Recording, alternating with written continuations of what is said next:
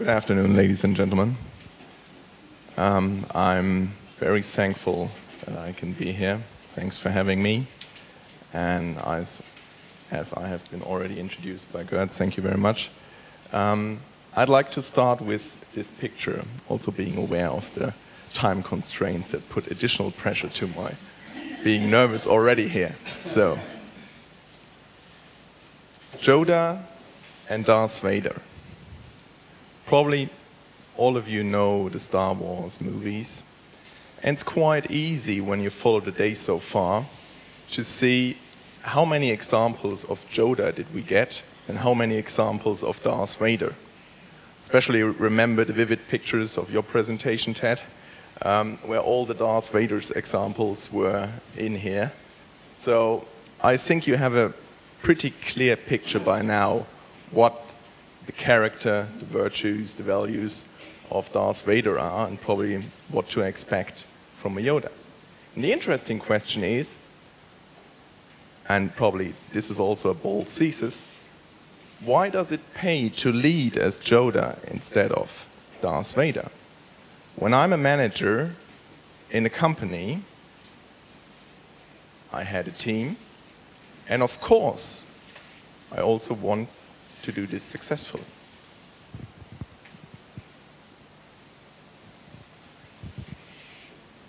Yodas are aware of conflict costs and conflict goals.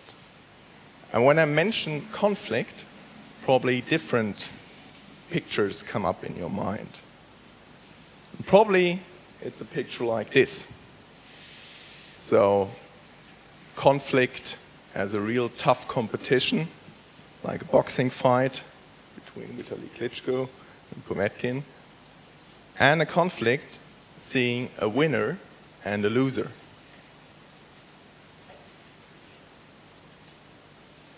But this is also a conflict.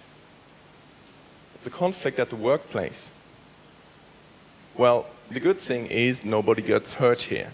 We safely can assume the guy is sleeping, and if I'm the employer or the boss, I can hope if he awakes, he'll regain energy, be even more able to do his work than before.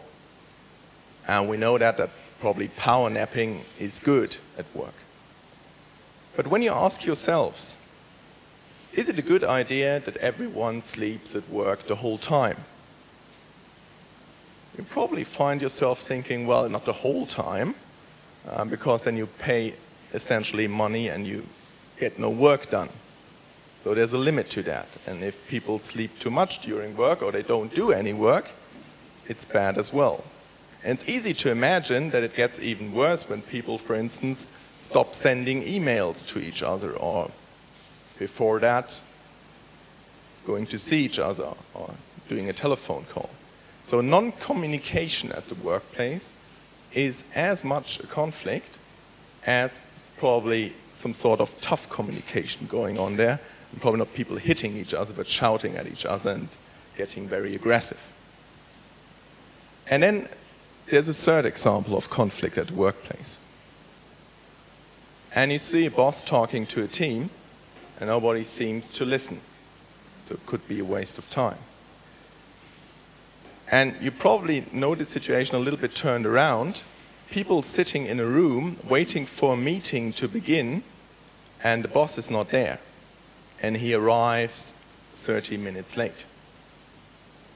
And then you could ask the interesting question, what are the consequences in terms of conflict costs? There's a very easy picture to that. It's about time. It's actually about the working time.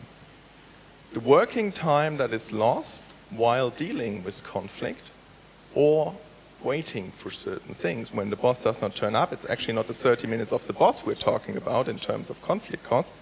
We're talking about the 30 minutes times 10 of his team waiting for him to arrive.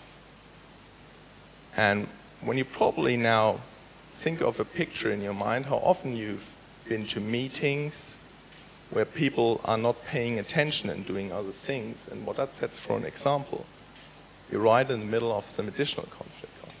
It's very interesting to see how it starts with conflict and really gets very large.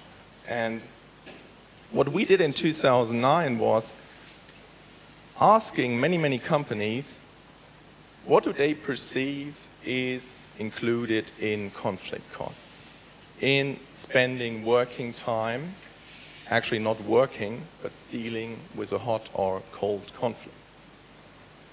And the first thing we came up with is breaking a taboo, because the taboo went, well, you can't measure conflict costs. It's something that's there. So almost like a given.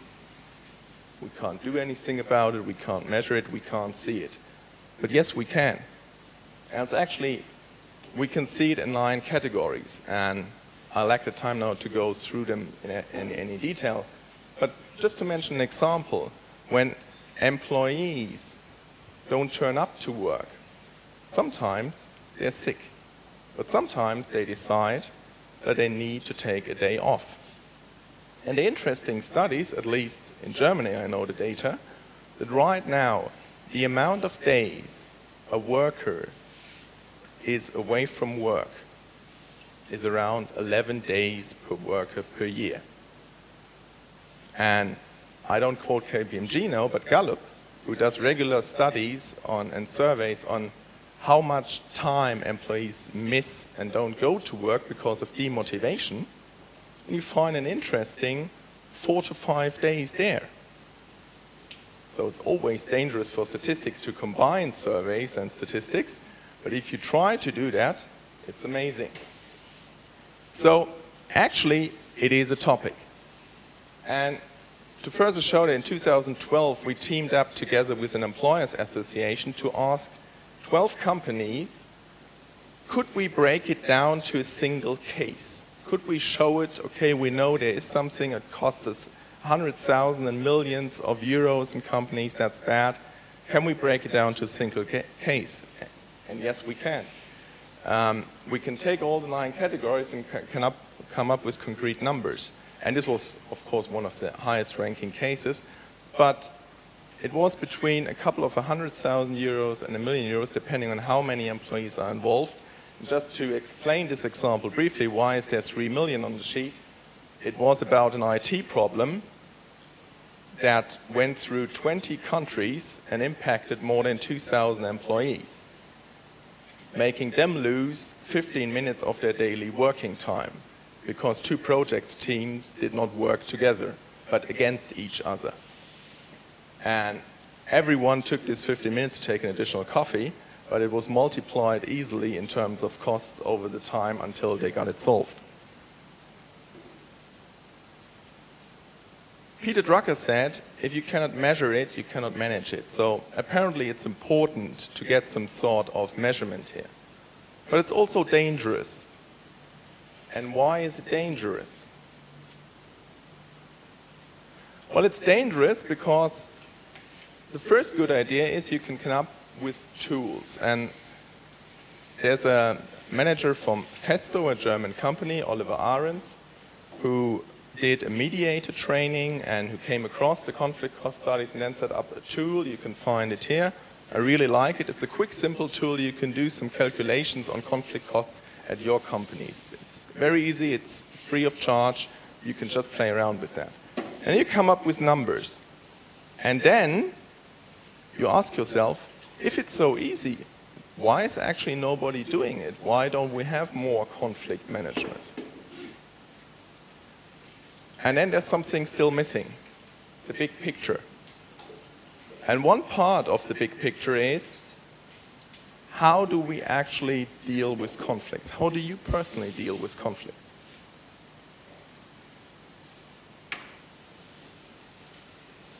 And there are 5 ways to do that.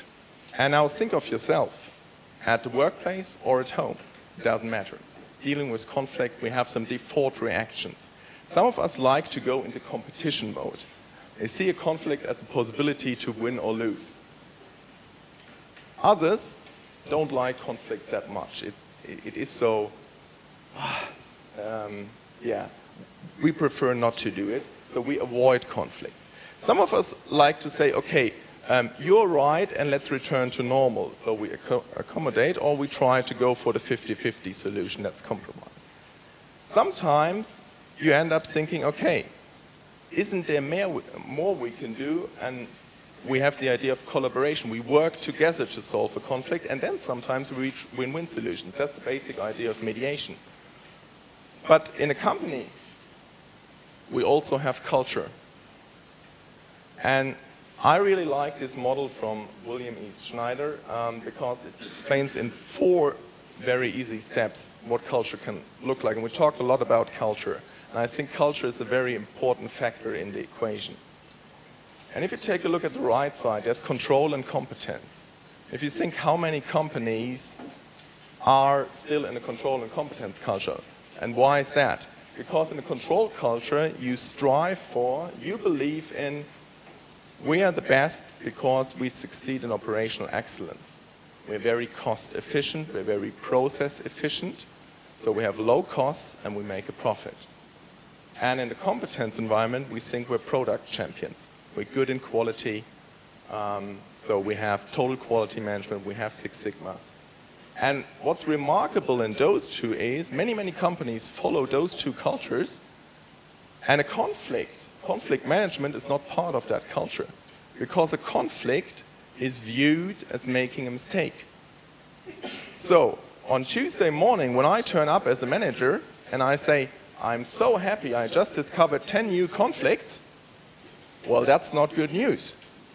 Because good news would be I got 0 conflicts and I got 0 mistakes and everything is working efficiently. It's only with 2 other cultures, collaboration culture and cultivation culture, when we concentrate more on teamwork or on disruptive innovations, that conflict gets an opportunity. Conflict gets an opportunity because if we always follow the rules, we will never invent anything new. We will perfect what we're doing day after day, but we won't be inventing something new. So it's important for me to understand that inventing something new, being innovative, creative, needs having conflicts. Not always interpersonal conflicts, but structural conflicts. Throw away the old process, think of something new. And why people don't do it, it's also very easy. They're not paid to do it.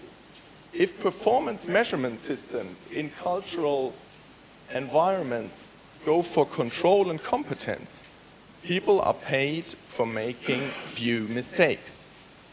And then, probably, sometimes it's even understandable why they leave the legal grounds and try to think of ways to turn from profit to greed, to turn from surviving to going one step further. So, the basic difference is Henry Ford, when he had the 4T model, it was all about collective efficiency. He invented the mass production. Now, in the information age, Steve Jobs, the iPhone is not about how it's produced most efficiently. It's about the apps and the content and what you can do. It's about the innovation. And the question always is, in a company, how much do we go for collective efficiency and how much do we go for individual liberty? Because that is the basic difference between a Darth Vader and a Yoda. The Yoda knows he needs individual liberty to give his team trust and freedom to pursue their own ideas. And a Darth Vader only knows the collective efficiency penalized if somebody is not functioning properly. So there's again the idea of functioning against being free. And I'm running out of time. Just one last thought. When Yodas trust their teams and seek synergy, they're playing in a cultural field, they're going for innovation. And I explain why I think innovation is much needed.